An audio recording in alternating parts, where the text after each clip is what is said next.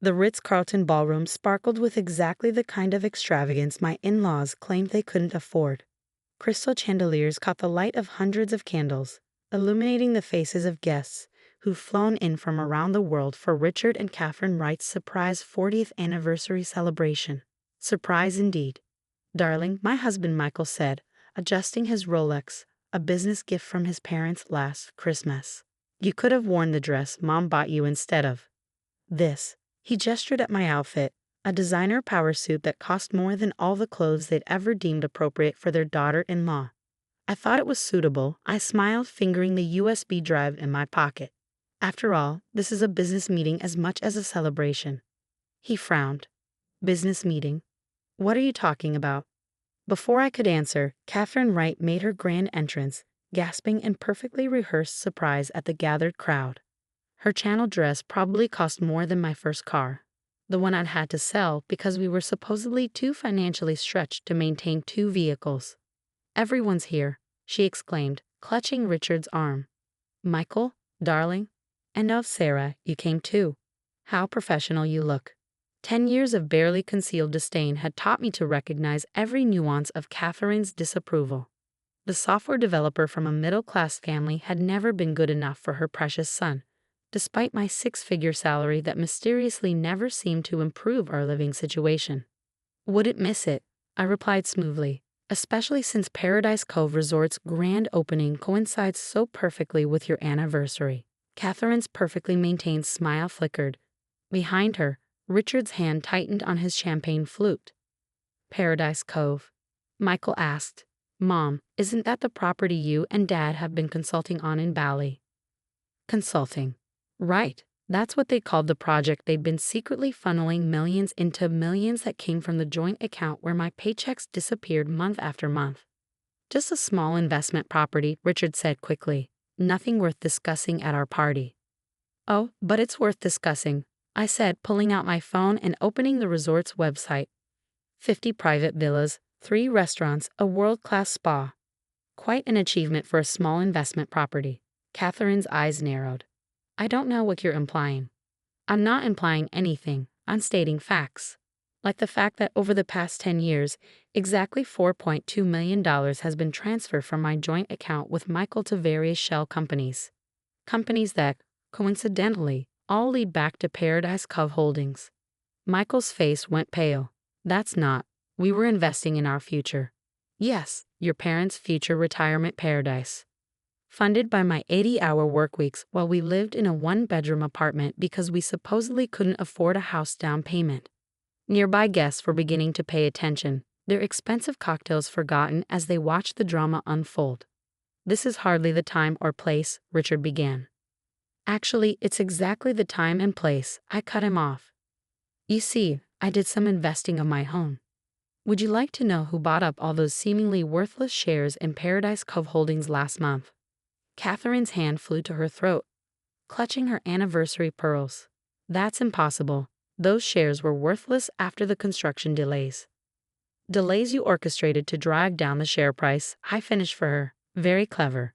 Except I'm a software developer who specializes in pattern recognition. Did you really think I wouldn't notice the consistent timing of my overtime requirements with your funding needs?" "Sarah," Michael said, grabbing my arm, "whatever you think you've discovered." "I discovered everything," I said, shrugging off his grip.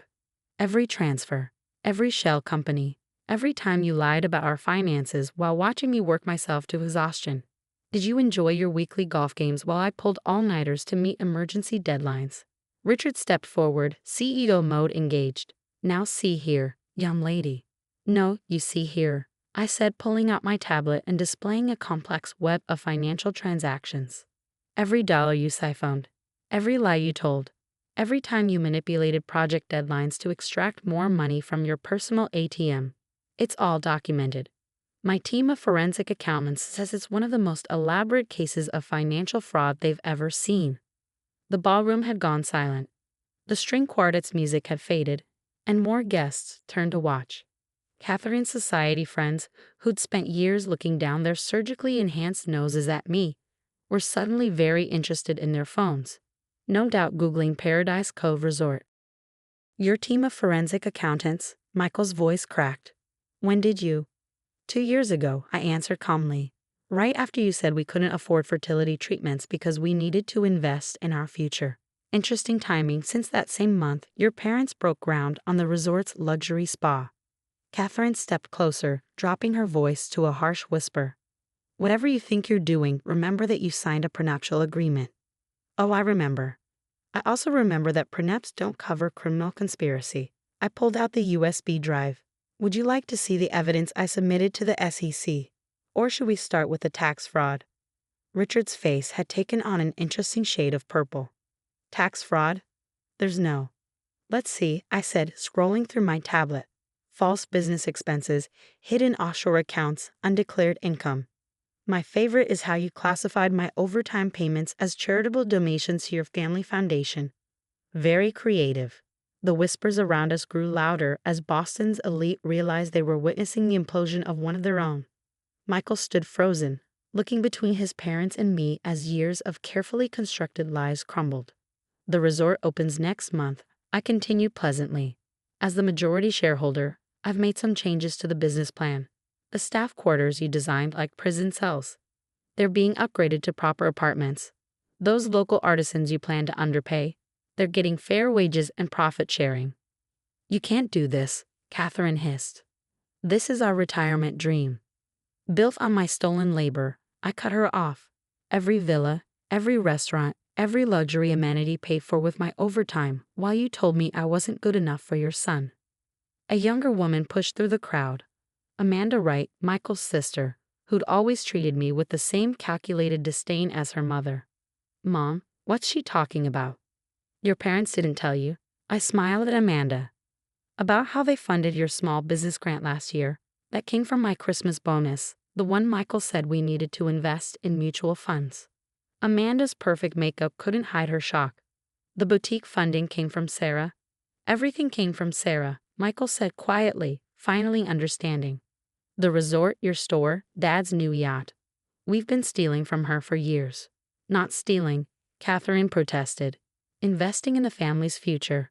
I wasn't family, I corrected her. I was your personal bank account. The ambitious career woman could be too busy working to notice where her money went. Tell me, Katherine, was that why you encouraged Michael to marry me? Because you saw a convenient source of funding. Richard tried to regain control of the situation. Now see here, these accusations. Aren't accusations, I interrupted, nodding to a man in the corner who'd been quietly observing. Agent Phillips, would you like to take over? The SEC investigator stepped forward, badge already in hand. Mr. and Mrs. Wright, we have some questions about Paradise Cove Holdings and its subsidiary companies. The ballroom erupted in chaos. Katherine's society friends backed away as if fraud were contagious. Amanda clutched her designer handbag, probably also purchased with my money, while Michael sank into a chair, his world visibly crumbling. The anniversary gift table is over there, I said, gesturing to where expensive presents were piled high. But I think my gift might be more memorable than another set of crystal champagne flutes.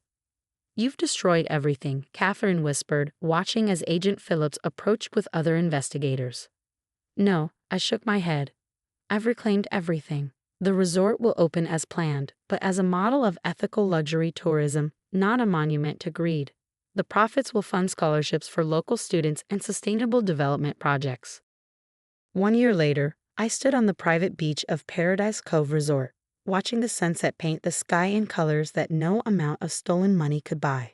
The sound of traditional Balinese music drifted from the cultural center, another of my adjustments to the original plans. Ms. Jam, one of the local staff managers, approached, using my maiden name, which I'd reclaimed after the divorce. The new apprenticeship programs are ready for review. Michael had signed the divorce papers without contest, perhaps finally understanding the magnitude of his betrayal. Last I heard, he'd moved into a small apartment and taken a job at a tech startup, one where his family name carried no weight. Katherine and Richard had faced federal charges for tax fraud and financial conspiracy. Their society friends quickly distanced themselves, especially after learning that their own investment opportunities in Paradise Cove had been part of the scheme. The latest scholarship recipients are arriving next week, my assistant mentioned, handing me a tablet. 20 local students, full rides to international universities. The Wright Family Foundation's assets are being put to better use now. I smiled at the irony. The foundation Katherine had once used to launder money was now actually serving its stated charitable purpose. Amazing what could happen when stolen resources were returned to their rightful use. Amanda had tried to save her boutique, but without her parents' illegal funding stream, my money, it had quickly failed. She finally had to get a real job, learning the value of actual work rather than stolen privilege. The community center is at full capacity, the manager continued. The free childcare program for staff has a waiting list. That had been one of my first changes, ensuring resort employees could afford to care for their own families. The luxury villas Katherine had designed still stood, but now they funded something beyond her narrow vision of success. The traditional crafts marketplace opened yesterday, my assistant added. Local artisans are already reporting record sales. Turns out tourists prefer authentic culture to imported luxury brands. I touched the small jade pendant I wore, a gift from my grandmother, who taught me the value of honest work. What would she think of this place now? Not a monument to theft and privilege, but a bridge between cultures, a source of opportunity rather than exploitation. Your last meeting is with the environmental impact team, my assistant said, checking the schedule. They're excited about the new coral restoration project. The resort that was supposed to be Katherine and Richard's retirement paradise had become something else entirely, a model of sustainable luxury tourism that actually benefited its host community. The irony would have been lost on them, of course. A group of local children ran past, heading to their free English classes in what was supposed to be Katherine's private spa. Their laughter carried across the beach, a better sound than all the society whispers that had once dismissed me. The SEC called, my assistant said quietly. They're using Paradise Cove as a case study in their financial crimes division. Apparently, the Wright's scheme was particularly elegant in its complexity. And its hubris, I added. They never thought their quiet, workaholic daughter-in-law would notice. Never imagined I could understand, let alone unravel, their financial web. The sun dipped below the horizon, painting the sky in shades of justice.